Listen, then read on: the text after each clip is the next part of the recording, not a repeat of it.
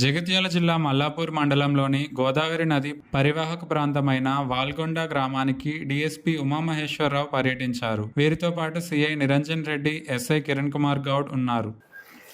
వాల్గొండ ప్రజలకు తెలియజేయడమనగా ఇక్కడ గోదావరి ఈ 2-3 రోజుల నుంచి వర్షాలు బాగా పడి విస్తృతంగా చాలా హెవీగా ప్రవహిస్తూ ఉన్నది. కాబట్టి ఇక్కడ ప్రజలకు చెప్తున్నాము, ఎవరు కూడా గోదావరి దగ్గరికి రావద్దండి. అక్కడ జారీ ఒకవేళ అందులో పడినా కూడా ప్రాణాలకి హానికరంగా ఉంటుంది. కాబట్టి ఎవరు రావద్దండి. ఇక్కడ అదేవిధంగా ప్రజలు ఎవరు కూడా లోపలికి వెళ్లకుండా ఉండడానికి మేము పోలీసు వాళ్ళని కూడా ఇక్కడ బందోబస్తు ఏర్పాటు చేశాము. ప్రజాప్రతినిధులందరూ కూడా ఇక్కడ చాలా చక్కగా ఎవరు కూడా రాకుండా బందోబస్తు చూసుకుంటున్నారు.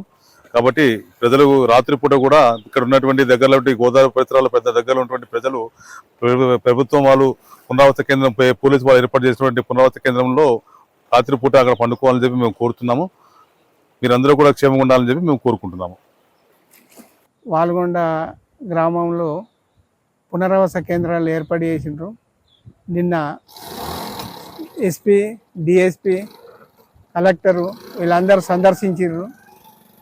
వాల్గొండ గ్రామంలో పునరావాస కేంద్రం ఏర్పాటు చేసి వాళ్ళకు భోజనాలు ఇంతజాం చేసిండ్రు.